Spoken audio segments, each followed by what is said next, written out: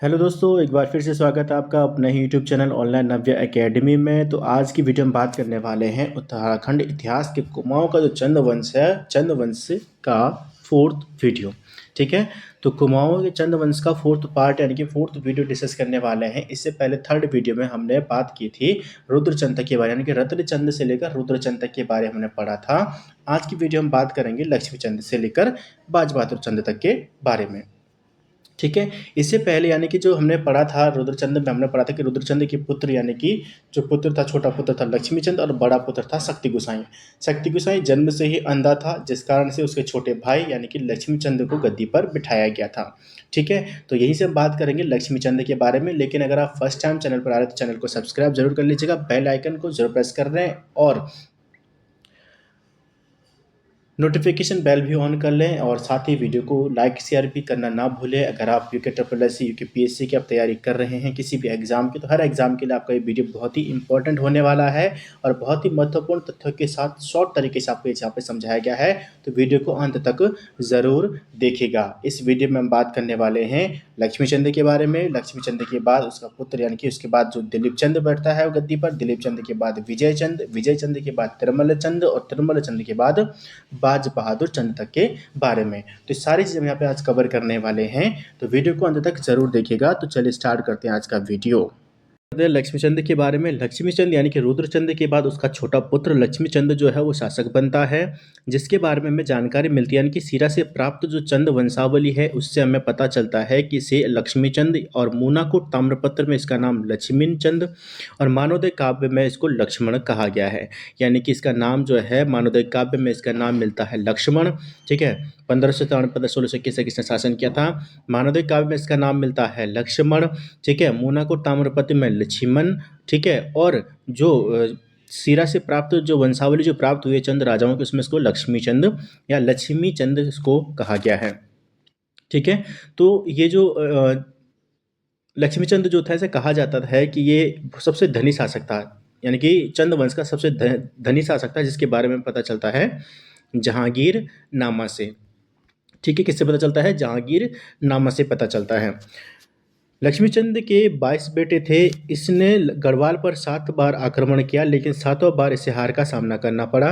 इसलिए इसके किले का नाम, जहां वे रहते थे, उसको श्यालबूंगा अल्मोड़ा रखा गया। ठीक है, तो अब देखो यहाँ पे श्यालबूंगा अल्मोड़ा, मैंने आपको जब राजभूंगा जो था, राजभूंगा जब यानी कि जब सोमचंद जो है, जब सोमचंद ने राजभूंगा किले का निर्माण किया, तो मैंने आपको बताया था कि भूंगा का मतलब होता था किला, यानी कि राजा का किला। ठीक है, और क्या किया इसने, जब लक्ष्मीचंद ने गढ़वाल पर 7 पर आक्रमण किया था, तो जहाँ पर ये रहता यानी कि लक्ष्मीचंद रहता था, वहाँ पर उसका नाम रखा गया श्यालबूंगा। श्याल मतलब शियार। ठीक है, शियार यानी कि कायर जो होता है, सियार, इसको गढ़वाल में क्या बोलते हैं? उसको सियार बोलते हैं। जो कायर होते हैं सियार बोलते हैं, यानी कि सियार का किला, उसको श्यालबूंगा नाम दिया था, जिसको अल्मोड़ा में रखा गया। इसको यानी कि अल्मोड़ा उसको नाम रखा था, इसके किले का नाम श्यालबूंगा रखा गया था, क्योंकि इसने क्या किया था, 7वां बार ये आक्रमण में क्या हुआ था, गढ़वाल पर आक्रमण किया और 7वां बार इसको हार का सामना करना पड़ा था। 8वीं बार इसको कुछ सफलता मिली थी। ठीक है, कुछ क्षेत्रों में सफलता मिली, पूरे पे नहीं मिली थी। तो इसका सेनापति जो था, यानी कि गढ़वाल का सेनापति जो था, खतड़ सिंह जो था, यहाँ पे मारा गया था। ठीक है, गढ़वाल का सेनापति गेंडा के हाथों जो था, इनकी इसका आक्रमण का नेतृत्व सेनापति गेंडा के हाथों में था। और इसी आक्रमण के 8वें आक्रमण में खतड़ुआ सिंह यानी कि गढ़वाली सेनापति खतड़ सिंह मारा गया था, जिस कारण से कुमाऊं में आज भी पशुओं का त्यौहार मनाया जाता है, खतड़ुबा। ठीक है, खतड़ुबा त्यौहार मनाया जाता है कुमाऊं में।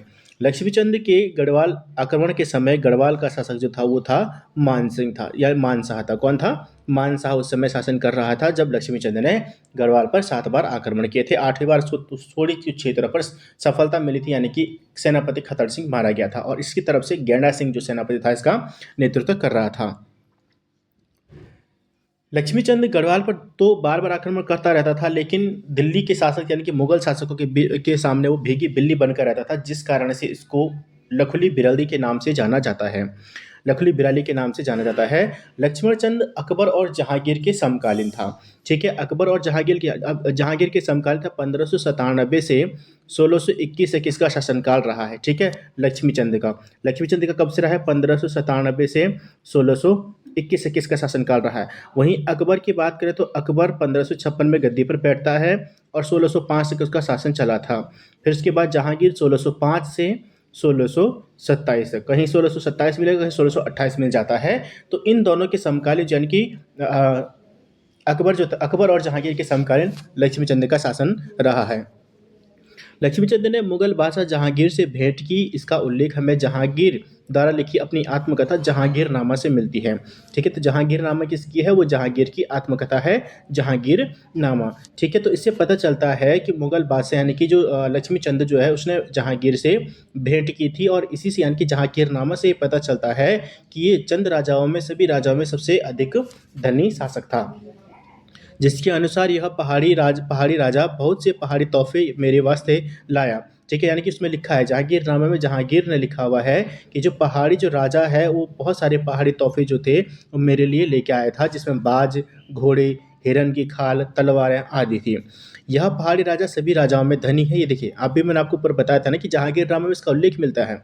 तो उसने बताया है, जहांगीर ने अपनी आत्मकथा में लिखा है कि ये पहाड़ी राजा जो है यानी कि लक्ष्मीचंद जो है वो सबसे बहुत धनी है। इसके इलाके में सोने की खान भी बताई जाती है, और ऐसा कहा है कि इसके इलाके यानी कि जो कुमाऊं का जो क्षेत्र था वहाँ पर सोने की खानें भी हुआ करती थी। लक्ष्मीचंद द्वारा 1602 में बागेश्वर के बागनाथ मंदिर का जीर्णोद्धार किया गया। इसने 1602 में बागेश्वर के बागनाथ मंदिर का जीर्णोद्धार किया तथा उसके शिवलिंग के तांबे की नई शक्ति लगाई थी। ठीक है, तो उसके शिवलिंग में क्या किया, तांबे की जो है एक नई शक्ति लगाई थी। यह एक बड़ा निर्माता था जिसने बड़े-बड़े बगीचे बनवाए थे। ठीक है, लक्ष्मीचंद ने बड़े-बड़े बगीचों का निर्माण कराया था, जैसे कि नरसिंहबाड़ी हो गया, कबीना हो गया, लक्ष्मीश्वर बगीचे हो गए। तो इसने उन्हें बनाया था, यानी कि बगीचों को बनाया था, बड़े-बड़े बाग बगीचे बनाए थे। लक्ष्मीचंद ने खतुड़वा त्योहार प्रारंभ किया था। खतुड़वा मानसा का सेनापति, मैंने ऊपर आपको बताया था कि जब 7-8वीं बार जब लक्ष्मीचंद ने गढ़वाल पर आक्रमण किया तो उसको कुछ क्षेत्र पे सफलता मिली थी। तो मानसा का सेनापति यानी कि गढ़वाल का सेनापति जो था, तब मानसा का सेनापति, गढ़वाल के सेनापति कुछ भी आप बोल सकते हैं, तो वो उस युद्ध में मारा गया था, 8वें युद्ध में। तो जिस कारण से कुमाऊं में खतुड़वा त्योहार जो है वो आज भी मनाया जाता है। लक्ष्मीचंद का बड़ा भाई शक्ति गोसाई था, जो कि जन्म से अंधा था, और जिसकी प्रशासन की सारी व्यवस्थाएं जो थी वो लक्ष्मीचंद की जगह पर कौन देखता था, शक्ति गोसाई देखा करता था। क्योंकि शक्ति गोसाई जन्म से अंधा था, तो बड़ा भाई था। ठीक है, ठीक है, तो और वो राजपाट तो नहीं कर सकता था, कार्य की शासन तो नहीं कर सकता था, तो इसलिए लक्ष्मीचंद क्या था, राजा बन गया था। लेकिन शक्ति गोसाई की रणनीति जो थी, प्रशासन की व्यवस्था या प्रशासन चलाने की राजनीतिक व्यवस्था का उसको अच्छा ज्ञान था, जिस कारण से प्रशासन की सारी व्यवस्थाएं जो था वो शक्ति गोसाई ही देखा करता था। शक्ति गोसाई को कुमाऊं का धृतराष्ट्र कहा जाता है। इसने इसने नए सिरे से दारमा घाटी की व्यवस्था की और उसमें शोकों के अधिकार व कर्तव्य निर्धारित किए। इसने सीमाओं पर सीमा सूचक पत्थर भी लगवाए थे, यानी कि जो सीमाएं जो थी उनमें सीमा सूचक पत्थर लगवाए थे। ठीक है, जैसे कि कहीं पे कितने किलोमीटर है, यहाँ पे इतने किलोमीटर है, तो ये चीज़ें उसने क्या किया, सीमा सूचक जो है, जो सीमा की सूचनाएं जो देते हैं, उन पत्थरों को उसने लगवाया था शक्ति गोसाई ने। इसने राजधानी में बंदोबस्ती कार्यालय और जमीन की नाप के दफ्तर भी स्थापित किए थे। ठीक है, तो इसने क्या किया था कि जो दारमा घाटी के शोका जनजाति के अधिकार एवं कर्तव्य निर्धारित किए और उनके बंदोबस्त के लिए अनेक तिब्बती वस्तु दरबार में पहुंचाने का भी करार किया था। साथ ही बंदोबस्ती कार्यालय और ज़मीन की माप के लिए भी, यानी कि ज़मीन की नाप जोख के लिए उसने कार्यालयों की यहाँ पे क्या किया था, निर्माण करवाया था। इसने भूमि पर अनेक प्रकार के कर नियत किए। किसने, लक्ष्मीचंद ने। लक्ष्मीचंद ने बहुत सारे कर लगाए थे, जिससे डर से कहा जाता है कि कुमाऊं में जो लोगों ने साग सब्जी भी छतों पर उगानी शुरू कर दी थी, इतने कर इसने लगाए थे। ठीक है, जिसमें जैसे जूलिया कर हो गया, यानी कि जो पुल वगैरह आदि पे लगाया जाता है। ठीक है, और सिरती कर तो एक प्रकार का नकदी कर होता है, बैकरी हो गया, बेकर हो गया, रछिया हो गया, कूत भात आदि जो कर जो थे वो लगाए थे लक्ष्मीचंद ने। इसने मेवाजात और भेंट यानी कि सिरनी रखने के नाम पर कोट्याल रखा। ठीक है, इसने मेवाजात और भेंट रखने के स्थान का नाम जो है वो क्या रखा, कोट्याल रखा। राजा के पहनने वाले कपड़े व खड़ाऊ, जूते, दोसाले, खिल्लत का सामान, निजी हथियार वगैरह रखने के मकान का सेजाल का रखा। सेजाल के जिम्मेदार अफसर का नाम सेजाली रखा। ठीक है, अब देखिए, यानी कि जो मेवाजात और भेंट जो आती थी, जो उसका नाम इसने बदल कर क्या कर दिया, उनको रखने का जो स्थान होता है, यानी कि जो मेवाजात या भेंट जो आती थी जनता से, जो इस जिस स्थान पर रखा जाता उसका नाम उसने कोठियाल रखा। और जहाँ उसके कपड़े, जूते, दोसाले या खिल्लत, जो भी उसका सामान, निजी हथियार वगैरह रहते थे, उसका नाम उस वो जो जिस घर में, यानी कि जहाँ जिस स्थान पर उसको सुरक्षित रखा जाता था, उसको उसने नाम दिया सेजाल। और यहाँ का जो जिम्मेदार जो अफसर होता है, यानी कि जो यहाँ की देख रेख करता था, उसका नाम था, वो होता था सेजियाली। ठीक है, क्या होता था, सेजियाली होता था। तलवार, कटार, बंदूक वगैरह जहाँ इसकी रखी जाती थी, उसको उसने नाम दिया सेल खाना। बारूद, सोरा, गंधक रखने का जो जगह थी, उसको दिया दारू घर। ठीक है, बकरियों को रखने के लिए जो जगह थी, वो थी सीकर। ठीक है, तो आदि जो था, इन्होंने इसने अलग अलग जगह रखे थे। गाय भैंस के रहने की जगह को उसने दिया ठाट मुकर्रर। ठीक है, जिसके जिम्मेदार, यानी कि इसको देख रही है कि जो ठाट मुकर्रर के देख करने वाला होता था ठटवाल। ठीक है, इसने ठाटों से ताज़ा दूध, दही, मक्खन दरबार में आता था। और इन्हीं जो ठाट जो होते थे या ठटवाल जो होते थे, इन्हीं के द्वारा क्या होता था, ताज़ा दूध, दही, मक्खन जो है दरबार में भेजा जाता था। ठीक है, क्योंकि जो ठाट मुकर्रर जो था, वो गाय भैंसों के रहने की, जैसी गौशाला जो होती, मतलब जो गौशाला होती, उसको इसका नाम दिया ठाट मुकर्रर। और उसकी जिम्मेदारी जो होती, यानी कि जो उसकी देख रेख करता था, उसका नाम था ठटवाल। उसको एक अधिकारी नियुक्त किसका हुआ, ठटवाल। और इन ठटवालों या इन ठाटों के से या इन ठटवालों से ही दूध, दही, मक्खन आदि जो है वो दरबार में पहुंचाया जाता था। ठीक है, इसने अलग अलग तरीके से, यानी कि कचहरियों का भी निर्माण किया, जिसमें कि न्यौवली और बिष्टावली कचहरियाँ हुई थी। जो न्यौवली जो होती थी, वो समस्त जनता के लिए होती थी, जबकि बिष्टावली जो होती थी, वो सैनिक मामलों के न्याय के लिए होती थी। तो लक्ष्मीचंद ने न्यौवली, बिष्टावली आदि जो नामक जो कचहरियाँ भी स्थापित की, जिसमें से न्यौवली कचहरी जो थी, वो समस्त जनता के लिए थी, जबकि बिष्टावली कचहरी जो थी, वो सैनिक मामलों के न्याय के लिए होती थी। लक्ष्मीचंद ऐसे राजा हुए जिनके करों के भय से लोगों ने छतों में सब्जी उगाना, खेती करना शुरू कर दिया था। तो मैंने आपको पहले बताया था कि इसने इतने ज़्यादा कर लगा दिए थे, जिसके डर से लोगों ने साग सब्जी भी अपने छतों पर उगानी शुरू कर दी थी। लक्ष्मीचंद के ताम्रपत्रों में बेगार शब्द का प्रयुक्त हुआ है। तो बेगार शब्द के प्रयोग जो है, सबसे पहले जो है वो इसी के कार्य में, यानी किसी के शासनकाल में प्राप्त हुआ है। लक्ष्मीचंद ने अल्मोड़ा में महादेव मंदिर बनाया, और जिसका नाम उसने लक्ष्मीश्वर रखा। अल्मोड़ा में महादेव मंदिर का नाम क्या है, लक्ष्मीश्वर मंदिर रखा। 1599 में लक्ष्मीचंद ने रैका राजस्व व्यवस्था को अपना लिया था, जिससे चंद शासक, यानी कि चंद व्यवस्था और अधिक व्यवस्थित हो गई थी। तो 1599 में लक्ष्मीचंद ने रैका राज व्यवस्था को अपना लिया था। जो रैका जो राजा हुआ करते थे, उनकी राज व्यवस्था को अपनाया था, जिससे चंद व्यवस्था और अधिक क्या हुई, व्यवस्थित हुई और अच्छे से वो चलने लगी थी। अब यहाँ पे जैसे इसने कर क्या क्या बढ़ाए थे। अब जैसे कर बढ़ाए थे इसने, जैसे कि देखिए, अब जहाँ उसको घर पे जो सामान, जहाँ उसका सामान, यानी कि भेंट वगैरह आदि का जो सामान आता है, उसको रखने के उसने अलग जगह बनाई। और वहाँ के लिए उसने एक और कर्मचारी नियुक्त कर दिया, कोटियाल। ठीक है, जहाँ उसके साथ जो सामान, यानी कि जूते, खड़ाऊ, जो भी चीज़ें रहती थी, वहाँ भी उसने एक अलग जगह बनाई, उसका नाम दिया सेजाल, और उसके लिए एक अलग अधिकारी नियुक्त किया, सेजियाली। ठीक है, उसी प्रकार के सेल खाने के लिए, ठीक है, दारू घर के लिए, सीकर के लिए, ठाट मुकर्रर के लिए, तो इन सभी के लिए उसने अलग अलग अधिकारियों की नियुक्ति की। और ये अलग अलग अधिकारी के लिए सैलरी कहाँ से आएगी, जनता पे कर लगाएगी। ठीक है, तो जनता पे जब कर लगाएंगे, तो फिर जनता ने क्या किया, इसके डर से आने पर उन्होंने भी साग सब्जियां जो है, अपनी खेती भी जो है वो भी छतों पर उगानी शुरू कर दी थी। लक्ष्मीचंद के समय जो था, राज्य कर्मचारियों को 3 भागों में बांटा जाता था। ठीक है, लक्ष्मीचंद के समय जो था, राज्य कर्मचारियों को 3 भागों में बांटा जाता था, जिसमें जैसे कि पहला होता था सरदार। ठीक है, जो सरदार होता था, यानी कि राज्य कर्मचारी जो होते थे, उनको 3 भागों में लक्ष्मीचंद ने बांटा। पहला होता था सरदार, जो कि परगने का शासक होता था। दूसरा होता था फौजदार, सरदार। दूसरा होता था फौजदार, जो कि सेना का अधिकारी होता था। और तीसरा होता था नेगी। तीसरा क्या होता था, नेगी होता था। तो तीसरा नेगी, यानी कि राज्य के जो छोटे कर्मचारी होते थे, और इनको अनाज के रूप में, यानी कि जो सैलरी होती थी, उसको अनाज के रूप में, क्या सिर्फ और सिर्फ दस्तूर दिया जाता था।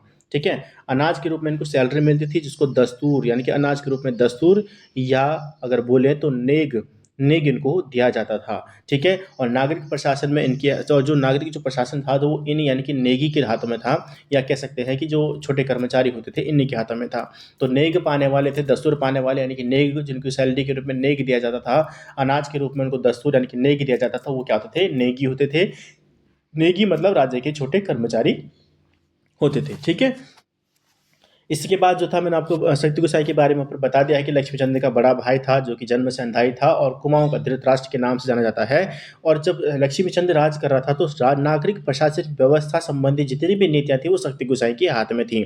शक्ति गोसाई ने क्या किया था, दारमा घाटी की शोका जो जनजाति मैंने आपको बताया पर शोका जनजाति के अधिकार और कर्तव्य निर्धारित किए और उनके बंदोबस्त के बदले उसने तिब्बती वस्तु यानी कि जो जो उनका जो बंदोबस्त करना था जो शोका जनजाति के, तो उसके बदले उसने अनेक तिब्बती वस्तु जो थी वो दरबार में पहुंचाने का करार किया था।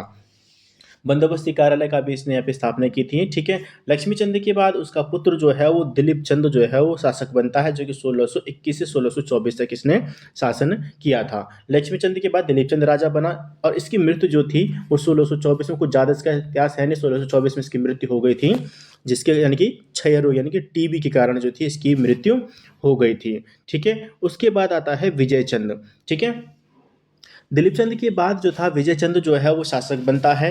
ठीक है, जिसने आधुनिक बुलंदशहर यानी कि अभी तो क्या है बुलंदशहर है, तो वहाँ पर अनूप शहर जो था, एक शहर पड़ता है अनूप शहर। ठीक है, अनूप शहर यानी कि आधुनिक बुलंदशहर स्थित अनूप शहर के बड़गुजर की पुत्री से इसने विवाह किया था।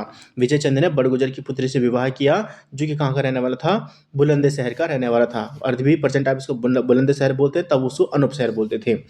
चंदों का वैवाहिक संबंध बड़ गुजरों के साथ नहीं हो सकता था, इससे राज परिवार में अशांति छा गई थी। अब बड़ गुजर के साथ चंदों का विवाह नहीं हो सकता था, वैवाहिक संबंध स्थापित नहीं किया जा सकता था, जिस कारण से पूरे जो चंद वंश यानी कि पूरे राज परिवार चंद राजवंश में क्या हो गई थी, अशांति का माहौल हो गया था। अशांति का माहौल हो गया था, तो जिस कारण से विजय चंद के समय यानी कि राजा की जो सत्ता जो थी वो दो लोगों यानी कि सुखराम कार्की, पीरू गोसाई और विनायक भट्ट के हाथों में आ गई थी, जो कि जनता के अत्याचार करते थे। ये क्या करते थे, जनता पर अत्याचार। अब देखिए, बड़गुजर और चंदों के बीच वैवाहिक संबंध स्थापित नहीं हुआ, जिस कारण से राज परिवार में अशांति छा गई, जिस कारण से यानी कि विजय चंद को क्या किया गया, यहाँ पे तवज्जो कम दी जाने लगी और जो सत्ता की जो तीन मूर्तियां जो थी यानी कि तीन जो नायक जो रहे सत्ता के, जो तीन मुख्य लोग थे, सुखराम कार्की, पीरू गोसाई और विनायक भट्ट के हाथों में चंद शासन की सत्ता आ गई थी। और ये जो लोग जो थे यानी कि तीनों जो थे वो जनता पर क्या करते थे, बहुत अधिक अत्याचार किया करते थे। इसके बाद जब अत्याचार होता था तो सुखराम कार्की ने क्या किया कि विजय चंद की हत्या कर दी।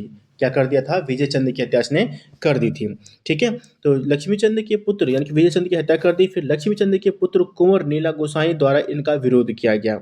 ठीक है, यानी कि जब विजय चंद को मारा तो उसके पुत्र यानी कि लक्ष्मीचंद के पुत्र, देखिए लक्ष्मीचंद के कितने पुत्र थे, 22 पुत्र थे उसके, तो उसी के एक पुत्र नीला गोसाई, लक्ष्मीचंद के एक पुत्र यानी कि कुंवर नीला गोसाई ने इसका विरोध किया। जब विजय चंद की मृत्यु हुई, हत्या की गई, उसका विरोध किया, लेकिन जिसके कारण जो सुखराम कार्य की पीरू गोसाई थे इन्होंने क्या कर दिया, उसकी भी आंखें निकाल दी। इसके बाद यानी कि नीला गोसाई को क्या कर दिया, अंधा बना दिया। अंधे नीला गोसाई के पुत्र ही बाद में बाज बहादुर चंद हुए थे। ठीक है, और इसके बाद जो था बाज बहादुर चंद आते हैं जो कि नीला गोसाई के पुत्र थे। मल्ला महल का दरवाजा विजय चंद ने बनवाया था। ठीक है, मल्ला महल का दरवाजा किसने बनाया था, विजय चंद ने बनाया था। चंद्रवंश की जानकारी से संबंधित एक ताम्रपत्र है, पाभे ताम्रपत्र। ठीक है, जो आपने पहले मैंने जब वीडियो पहली बार पहला जो चंद्रवंश का बनाया मैंने उसमें जो इसके स्रोत जो है चंद्र शासक के पढ़ाए हुए हैं, चंद्रवंश के स्रोतों के बारे में पढ़ाया हुआ है। तो पाभे ताम्रपत्र जो है वो विजय चंद से ही संबंधित है। ठीक है, विजय चंद के बाद जो है शासक बनता है त्रिमल्ल चंद। ठीक है, गडुड़ा ताम्रपत्र में इसे महाराज कुमार या युवराज कहा गया है। इसके संबंधी जो है गडुड़ा ताम्रपत्र है त्रिमल्ल चंद से संबंधित, जिसमें इसे युवराज कहा गया है, जो कि 1616 से 1621 के बीच का माना जाता है। ठीक है, यह शासन इसने किया था। तिरुमल चंद ने मुख्य रूप से 1625 से 1638 तक शासन किया था। गढ़वाल के राजा श्याम शाह की मदद से तिरुमल चंद को मेहरा दल द्वारा कुमाऊं की गद्दी पर बैठाया गया था। ठीक है, अब देखिए मेहरा एवं फरत्यालों की नियुक्ति जो थी वो सोमचंद ने किया था। जब हम शुरू पढ़ते हैं इसमें, तो इसके बाद क्या हुआ कि यहाँ पर सुखराम कार की पीरू गोसाई ने अपना एक सत्ता जो थी वो अपने हाथों में ले ली थी, यानी कि राजा को उसने कठपुतली बना दिया था। फिर उन्होंने विजय चंद को भी मार दिया। ठीक है, विजय चंद को मारा तो विजय चंद की हत्या के बाद जो मेहरा जो और फरत्याल जो थे, मेहरा और फरत्याल जो थे, जो उनके द्वारा नियुक्त किए गए थे सोमचंद के द्वारा, इन दोनों के बीच क्या हो गया, संघर्ष जारी हो गया। इन दोनों के बीच क्या हो गया, संघर्ष शुरू हो गया, जिसमें क्या हो गया थे, मेहरा लोग क्या हो गए, जीत गए थे, जिसमें मेहरा लोगों की जीत हुई और इन्होंने क्या किया कि तिरुमल चंद को शासक बना दिया। ठीक है, तो यहाँ पे हमने लिखा कि तिरुमल चंद को, यानी कि श्याम शाह की मदद से, गढ़वाल के राजा श्याम शाह की मदद से तिरुमल चंद को मेहरा दल द्वारा क्या है, कुमाऊं की गद्दी पर बैठाया गया था। तो मेहरा और फरताला में जब क्या हुआ, संघर्ष हुआ, तो मेहरा दल के लोगों ने क्या किया, गढ़वाल के राजा श्याम शाह से मदद मांगी थी और इस संघर्ष में मेहरा लोग इसलिए जीत गए थे। ठीक है, और इसके बाद उन्होंने तिरुमल चंद को, यानी कि मेहरा लोगों ने तिरुमल चंद को शासक बना दिया था। तिरुमल चंद ने सबसे पहले क्या किया, सुखराम कार्की को ठिकाने लगा दिया। ठीक है, यानी कि उसने सुखराम कार्की को मार दिया तथा विनायक भट्ट को, जैसे उसके भाई की आंखें, यानी कि जो नीला गोसाई की आंखें निकाली थी, उसी तरीके से उसने विनायक भट्ट की आंखें निकलवा दी और उनकी जमीन और संपत्ति जो थी वो अपने गुरु श्री माधवराव पंडित को सौंप दी। सारी की सारी जो है उसको सौंप दी और साथ ही उसने पीर गुसाई को क्या करता, देश निकाला दे दिया। ठीक है, यानी कि सुखराम कार्की को उसने मरवा दिया। ठीक है, विनायक भट्ट की उसने आंखें निकलवा दी और पीर गुसाई को उसने देश निकाला दे दिया। जिसके बाद प्रयाग जाकर, जो पीर गुसाई जब देश निकाला होता है पीर गुसाई का, तो प्रयाग जाकर उसने आत्महत्या कर ली थी पीर गुसाई ने। तिरुमल चंद ने छखाता ध्यानीरों के खसों का विद्रोह दबाया था। तो छखादा जो ध्यानीरों का जो विद्रोह जो था हो रहा था, उसको उसने दबाया था तिरुमल चंद ने। यह ऐसा शासक था जिसके पवाड़े आज भी कुमाऊं में गाए जाते हैं। ठीक है, भारती चंद हो गया, तिरुमल चंद हो गया, इनकी शासक के जो आज भी जो पवाड़े जो है कुमाऊं में गाए जाते हैं। चंदों के छोटे राजा राजकुमार को लल्ला या गुसाई कहकर संबोधित करते थे। तो चंदों में छोटे राजकुमार जो होते थे उनको लल्ला या गुसाई कहकर जो थे वो बुलाया जाता था। तिरुमल चंद जो है वो सेनापति ठीक है, गढ़ुड़ा ताम्रपत्र के बारे में हमने ऊपर पढ़ा था कि गढ़ुड़ा ताम्रपत्र हमने पढ़ा था जहाँ पे इसको युवराज कहा गया है तिरुमल चंद को। ठीक है, तो गढ़ुड़ा ताम्रपत्र जो है वो गढ़ुड़ा ने बनाया था। किसने बनाया था, गढ़ुड़ा ने लिखवाया था और ये गढ़ुड़ा जो था वो तिरुमल चंद का सेनापति था। किसका था, सेनापति था तिरुमल चंद का। ठीक है, विजय चंद के बाद यानी कि तिरुमल चंद बनता है और विजय चंद की मृत्यु के बाद ही तिरुमल चंद ने क्या किया था कि कपरौली के कठेतों को रसोईया नियुक्त किया और रसोई के नियम बनाए थे। ठीक है, क्योंकि उसके पहले ही उसके पिता को एक षड्यंत्र की तरह मारा गया था, यानी कि विजय चंद को षड्यंत्र की तरह मारा गया था। तो उसने क्या किया कि किचन में भी, यानी कि जो रसोई में भी, जो कपरौली के कठैत जो होते थे, कपरौली के कठैत ब्राह्मण जो होते थे, उनको उसने क्या किया, रसोईया नियुक्त किया और रसोई के भी अलग अलग तरीके से उसने नियम बनाए थे ताकि वो किसी अन्य तरीके से फिर से वो भी शिकार न हो। ठीक है, चलिए इसके बाद यानी कि जो नीला गोसाई हमने ऊपर पढ़ा था कि नीला गोसाई का पुत्र जो है बाज बहादुर चंद जो है अब शासक बन गया था। यानी कि इसे कह सकते हैं तिरुमल चंद के बाद 50वां शासक जो है वो बनता है बाज बहादुर चंद। इसने बाजपुर नगर की स्थापना की थी, उधम सिंह नगर का बाजपुर जो था उसकी इसने स्थापना की थी। और ये एक ऐसा राजा जो था जिसका यानी कि चरवाहा, यानी कि चरवाहे से राजा बना था। पहले क्या था, चरवाहा था ये। ठीक है, चरवाहा था और उससे क्या बना था, ये राजा बन गया था। इसके पिता का नाम मैंने आपको बताया नीलो गोसाई था। ठीक है, नीला गोसाई या नीलू गोसाई कहीं कहीं मिल जाता है। इसकी गद्दी पर बैठे, यानी कि बाज बहादुर चंद को गद्दी पर बैठते ही कस्तूरी, गजगाह, घोड़े, सोने के बर्तन आदि दिल्ली के बादशाह शाहजहां के पास जाना पड़ा। ठीक है, अब जैसे गद्दी पर बैठा तो जो भी चीज़ें चल रही थी उसने क्या किया कि सीधे ये शाहजहां को मिलने चला गया, कस्तूरी, गजगाह, घोड़े, सोना चांदी आदि को उपहार के लिए लेकर। ठीक है, कारण ये था कि इसमें नौलखिया माल या 84 माल यानी कि तराई क्षेत्र जो है पर जो है वो कटेहरी राजपूतों ने अधिकार कर लिया था, जो कि शाहजहां की कृपा पर आश्रित थे। यानी कि जो नौलखिया माल है, 84 माल तराई क्षेत्र जो है उस पर उस समय कटेहरियों ने राज कर दिया था, अधिकार कर दिया था। और वो सब जो कटेहरी जो थे वो मुख्य रूप से हमने पहले ही पढ़ा था कि अकबर के जब हमने पढ़ा था अकबर के बारे में पढ़ा था हमने, उस समय भी हमने ये चीज़ें देखी थी। ठीक है, और फिर से क्या था, शाहजहां के टाइम पर भी इन्होंने फिर से आक्रमण किया और ये क्या थे कि शाहजहां की कृपा पर, यानी कि शाहजहां पर आश्रित थे। अगर शाहजहां बोलेगा कि यहाँ पर आक्रमण नहीं करना है तो तुरंत हट जाते। तो शाहजहां को मनाने के लिए और वहाँ से कटहरी राजपूतों को हटाने के लिए, नौलखिया माल 84 यानी कि तराई क्षेत्र से कटहरियों को हटाने के लिए बाज बहादुर चंद जो है वो मुगल बादशाह के दरबार में जाता है कुछ मूल्यवान भेंट को लेकर। इस 84 कोस के लंबे भूभाग में चंद राजाओं को लगभग जो ये जो 84 कोस जो था, इनके तराई क्षेत्र जो था उस समय चंद वंश को 9 लाख रुपए की उसमें आमदनी होती थी। अब इतनी आमदनी होती थी तो उसको छोड़ भी कैसे सकता था, तो इसलिए चला गया वो मनाने के लिए किसको, शाहजहां को, के यानी कि शाहजहां के अंडर में।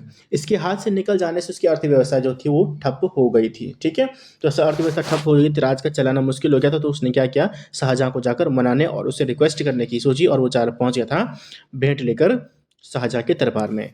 शाहजहाँ ने कटेहर का राज्य बाज बहादुर को दिया और गढ़वाल युद्ध में बाज बहादुर द्वारा शाहजहाँ की मदद करने के कारण शाहजहाँ ने उसे बहादुर और जमींदार की उपाधियों से विभूषित किया था और नकारा बजाने की अनुमति दी थी। ठीक है, अब इसने क्या किया कि जो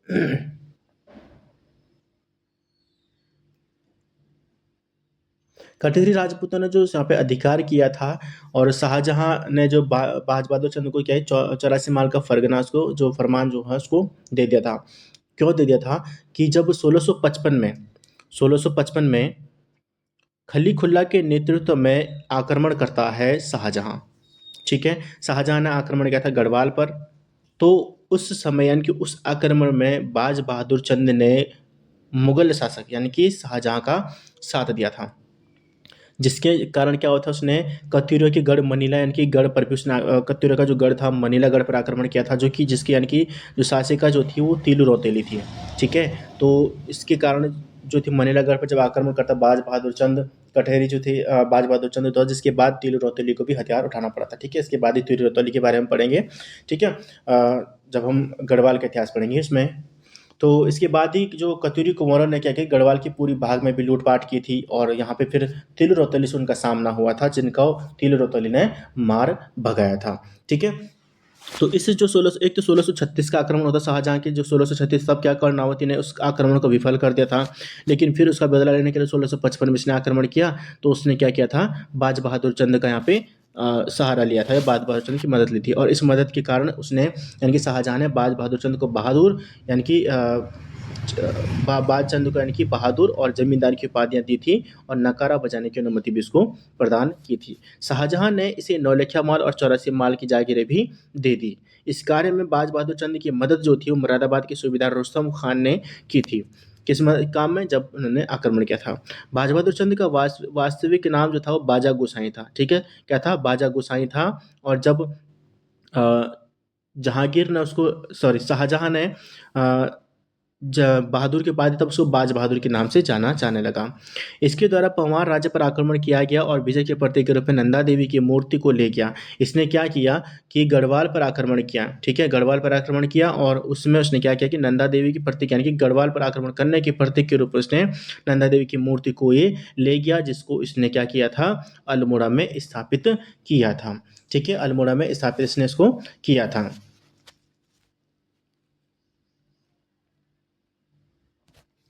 बाज बहादुर चंद द्वारा इसके दौरान कि बाज बहादुर चंद द्वारा भोटिया और हूणियों को सिरती नामक कर चुकाने के लिए बाध्य कर दिया था। इसने भोटिया और हूणी जो थे उन पर उसने सिरती कर लगाया था, जो एक प्रकार का नगद कर होता था। तो इसने क्या कहा था, क्या किया था बाज बहादुर चंद ने, सबसे पहले तो इसने क्या किया कि पहले तिब्बत पर आक्रमण किया, तिब्बत पर एक अभियान शुरू किया और उसी में उसने क्या किया, हूणियों का भी दमन कर दिया, हूणियों को भी उसने हराया था। तिब्बत जो अभियान था उसमें उसने हूणियों का दमन किया था। जिसके बाद इसने क्या किया कि बाज बहादुर चंद ने मानसरोवर यात्रा और भोटिया व्यापार को बाधाओं से मुक्त करने के लिए उसको मुक्त कर दिया। यानी कि मानसरोवर की यात्रा जो थी, भोटिया व्यापार जो था, उसको क्या जो बीच में जो भी बाधाएं आती थी उनको उसने मुक्त कर दिया। और 1673 में मानसरोवर यात्रा के लिए 1673 में इसने यात्रियों को गूंट भूमि जो थी वो दान दी थी। बाज बहादुर चंद ने भोटिया व शोका द्वारा तिब्बत को दी जाने वाली दस्तूर पर रोक लगा दी। ठीक है, तो भोटियों और हूणियों के द्वारा जो सिरती कर जो था, तो उससे तो उसने चुकाने के उसने बाध्य कर दिया था। लेकिन जो भोटिया और शोका प्रजाति के द्वारा या जनजाति के द्वारा जो तिब्बत को दिए जाने वाला दस्तूर जो होता था, कर जो होता था, उसको भी उसने रोक लगा दिया। ठीक है, बाज बहादुर द्वारा बाज बहादुर चंद द्वारा थल में एक हथियार नौला जो है वो बनवाया गया था। एक हथियार नौला जो है किसने बनाया था, बाज बहादुर चंद ने बनवाया था। ठीक है, तो गूंट भूमि जो है इसी ने यहाँ पे प्रथा शुरू की थी, गूंट भूमि, जो कि मंदिर और पुजारियों को दान की जाने वाली भूमि होती थी। ठीक है, एक हथियार नौला यानी कि जो इसकी जो बनावट है वो कैलाश मंदिर, एलोरा के कैलाश मंदिर के समान है। बाज बहादुर चंद का समकालीन जो डोटी का राजा जो था वो था देवपाल था। बाज बहादुर चंद ने कत्यूरी राजाओं की गढ़ मनीला पर हमला किया था, जहाँ पर का वहाँ से गढ़वाल की ओर खदेड़ दिया गया था। ठीक है, तो इसने क्या, कत्यूरी राजकुमारों के मनेरागढ़ पर आक्रमण किया गया था तथा कत्यूरियों का वहाँ से उसने क्या कर दिया, खदेड़ कर उनको गढ़वाल की तरफ भगा दिया था। जिसके बाद कत्यूरी राजकुमारों ने गढ़वाल के पूर्वी भूभाग में लूट मचानी शुरू कर दी। अब यहाँ पे जान के उनके गढ़ मनीलागढ़ पे तो आक्रमण किया था बाज बहादुर चंद ने। वो लोग भाग के कहाँ आ गए, गढ़वाल, कत्यूरी आ गए गढ़वाल में, और उसी के गढ़वाल के पूर्वी भूभाग पर कत्यूरियों ने क्या कर दिया, यहाँ पर लूटपाट मचानी शुरू कर दी थी। जिसके कारण भूप सिंह गोला रावत थोकदार की पुत्री जो थी तिलू रौतोली को इन्हें गढ़वाल से खदेड़ने के लिए हथियार उठाना पड़ा। तो कत्यूरियों को के विरोध, यानी कि जब वो लूटपाट मचाने शुरू कर दिया था, तो इसके लिए गढ़वाल की जो झांसी की रानी जो कहा जाता है, गढ़वाल की लक्ष्मीबाई जो कहा जाता है, या गढ़वाल की झांसी की रानी जी के नाम से जो प्रसिद्ध है, तिलू रौतेली को यहाँ पर हथियार उठाना पड़ा था। और उन्होंने कत्यूरी जो लूटपाट करने के लिए कत्यूरी राजकुमार जाते उनको उसने गढ़वाल से खदेड़ दिया था। तो तिलू रौतेली को आर्क ऑफ जोन तथा गढ़वाल की झांसी की रानी के नाम से जाना जाता है। देखिए, आर्क ऑफ जोन किसको कहा जाता है, तिलू रौतेली, और गढ़वाल की झांसी की रानी तिलू रौतेली को कहा जाता है। ठीक है, जो कि भूप सिंह गोला रावत यानी कि थोकदार जो थे वहाँ के, उसकी पुत्री थी। पहले भूप सिंह गोला रावत ने अपने पुत्रों भक्तू और पथवा के साथ इन उत्पत्तियों का प्रतिरोध किया, किंतु जब वे पुत्र के साथ इस लड़ाई में मारे गए तो वीरांगना तिलू रौतेली ने समस्त गढ़वाल की जातियों नेगी, असवाल, सजवान, रावत को सबको इकट्ठा कर फौज तैयार की और कत्यूरियों पर हमला किया। अब जब यानी कि जब बाज बहादुर चंद ने कत्यूरियों के गढ़ मनीलागढ़ पर आक्रमण किया और वो भाग कर क्या गए, गढ़वाल की तरफ आए और गढ़वाल के पूरी भूभाग को उन्होंने लूटना शुरू कर दिया था। तो जो भूप सिंह जो थे वहाँ के थोकदार जो थे, यानी कि तिलू रौतेली के पिता, पहले उन्होंने अपने बेटे, अपने दोनों पुत्र भगतू और पथवा को उसके विरोध के लिए भेजे, लेकिन वो मारे गए और साथ साथ उसमें भूप सिंह रावत भी मारे गए। जिसके बाद तिलू रौतेली को क्या हुआ, एक हथियार उठाना पड़ा और उसने सभी जाति जैसे नेगी, असवाल, सजवान जितने भी थे उस क्षेत्र के अंदर, उन सबको उसने इकट्ठा किया और एक फौज तैयार की, जिसमें उसने कत्यूरियों पर हमला किया और उन्हें गढ़वाल से मार भगाया था। ठीक है, तो कह सकते हैं कि यानी कि तिलू रौतेली ने 15 से 22 वर्ष की आयु में 7 युद्ध लड़े थे। तिलू ने युद्ध लड़ने के लिए गुरिल्ला पद्धति का प्रयोग किया था, या गुरिल्ला पद्धति का उसने प्रयोग किया, गुरिल्ला पद्धति उसने यहाँ पे युद्ध लड़े थे।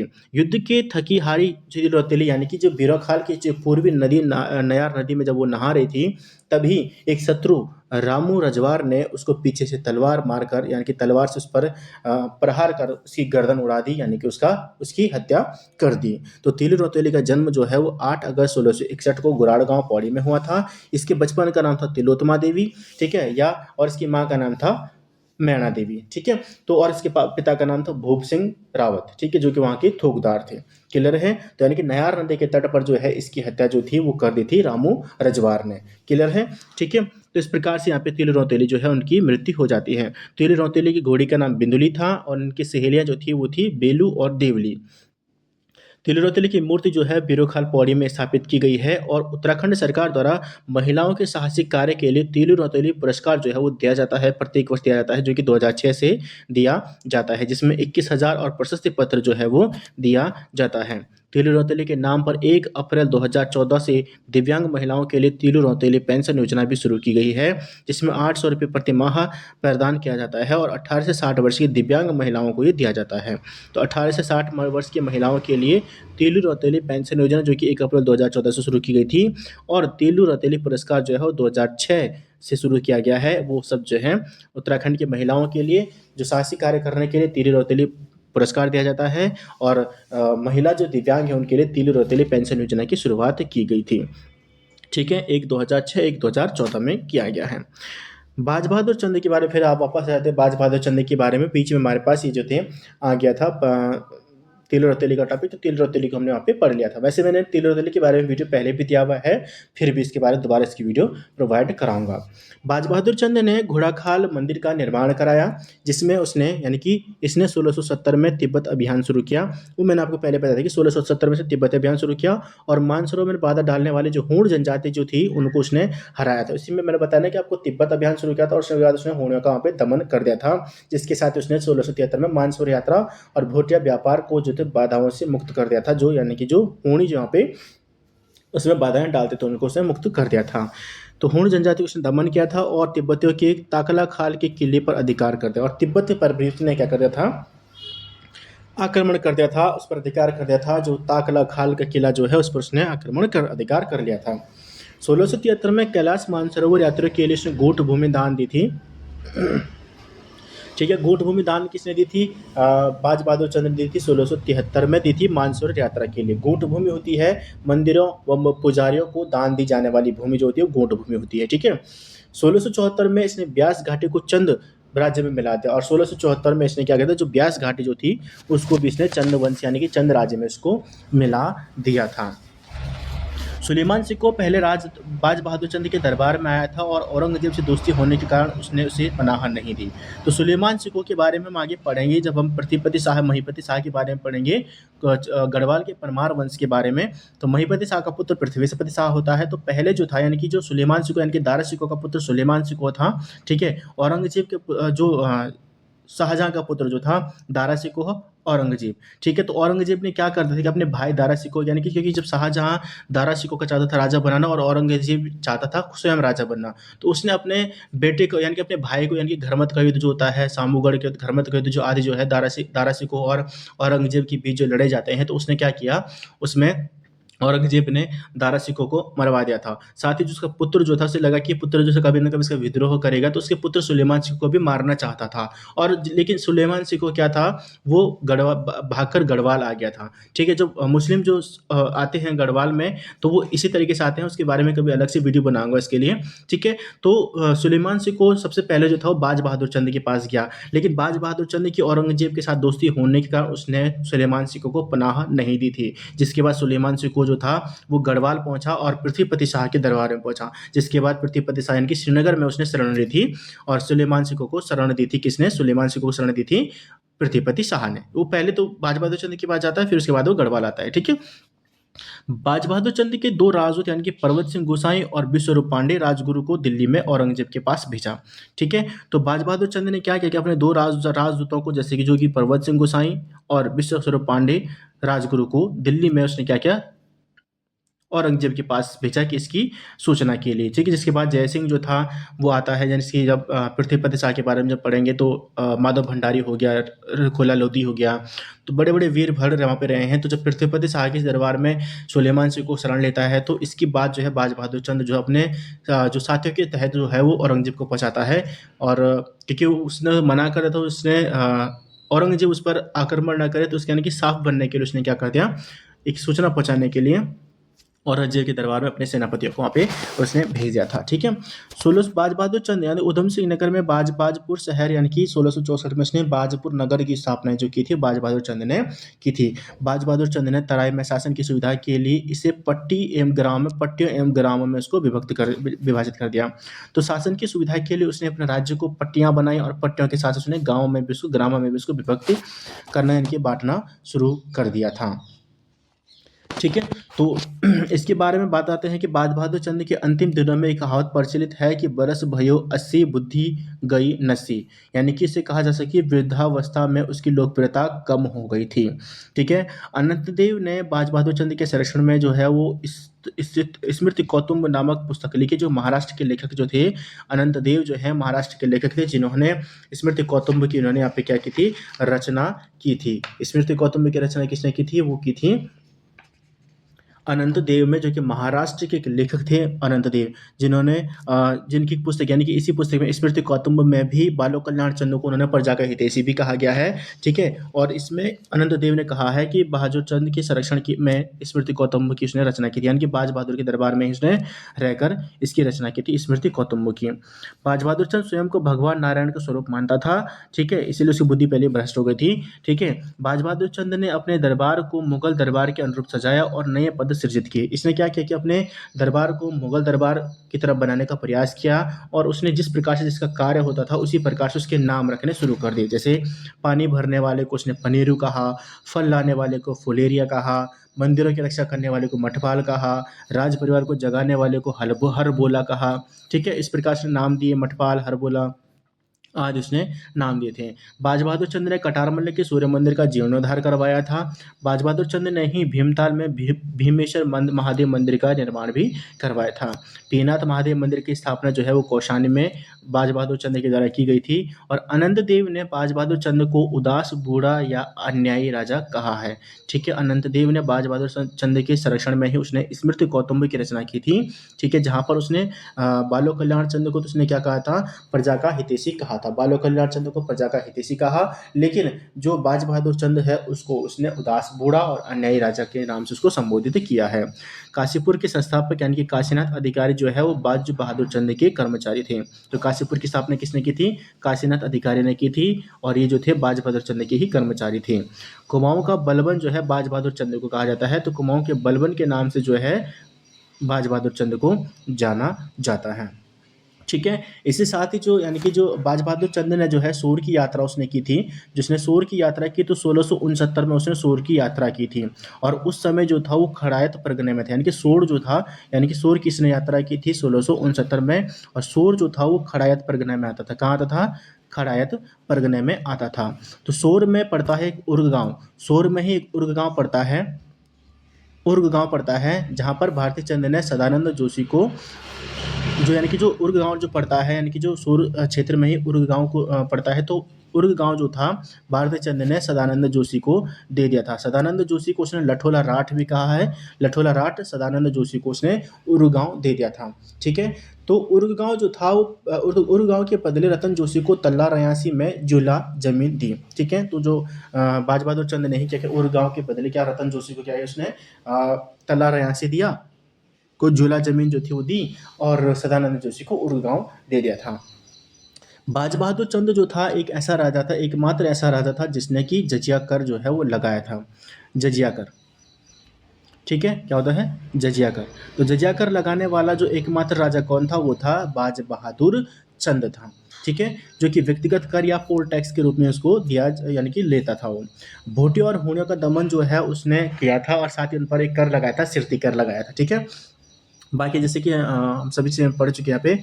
तो बाज बहादुर चंद ने जो के समय जो नेपाल का राजा डोटी का राजा देवपाल था, और बाज बहादुर चंद का एक चित्र जो है वो न्यूयॉर्क संग्रहालय में मिलता है। कहाँ मिलता है, न्यूयॉर्क संग्रहालय में इसका एक चित्र मिलता है बाज बहादुर चंद का। ठीक है, बाज बहादुर चंद ने घोड़ाखाल में गोलो देवता का मंदिर बनाया था, और हरिया में हरिया डुंगरी में उसने शिव मंदिर का भी निर्माण बाज बहादुर चंद ने करवाया था। ठीक है, तो यहाँ पे जैसे कटारमल्ल के सूर्य मंदिर का उसने जीर्णोद्धार करवाया था बाज बहादुर चंद ने। भीमताल में भीमेश्वर मंदिर का निर्माण करवाया था बाज बहादुर चंद ने। पीनाथ महादेव मंदिर का निर्माण करवाया था कौशानी में बाज बहादुर चंद ने। साथ ही इसने गोलो देवता का मंदिर घोड़ाखाल में बनवाया था, और हरिया डुंगरी में इसने शिव मंदिर का निर्माण करवाया था। ठीक है, तो अनेक कार्य जो हैं वो बाज बहादुर चंद के द्वारा किए गए थे। ठीक है, तो ये था आपके पास बाज बहादुर चंद तक के बारे में, जहाँ पे हमने पढ़ा लक्ष्मी चंद से लेकर बाज बहादुर चंद के बारे में। तो लक्ष्मी चंद के साथ हमने यहाँ पे अन्य शासक जो पढ़े हैं, जैसे कि लक्ष्मी चंद की बात हमने शक्ति गुसाई के बारे में पढ़ा, दीपचंद पढ़ा, और विजय चंद पढ़ा, तिरमल्ल चंद पढ़ा, और फिर बाज बहादुर चंद पढ़ा। ठीक है, तो आज का वीडियो काफ़ी लंबा हो गया है, और वीडियो कैसा लगा कमेंट बॉक्स में इसमें ज़रूर बताइएगा। और कुछ चीज़ अगर फास्ट हो रही तो उसको भी हम सही से करने की कोशिश करेंगे। तो जल्द ही मिलते हैं नई वीडियो के साथ, तब तक के लिए जय हिंद, जय भारत।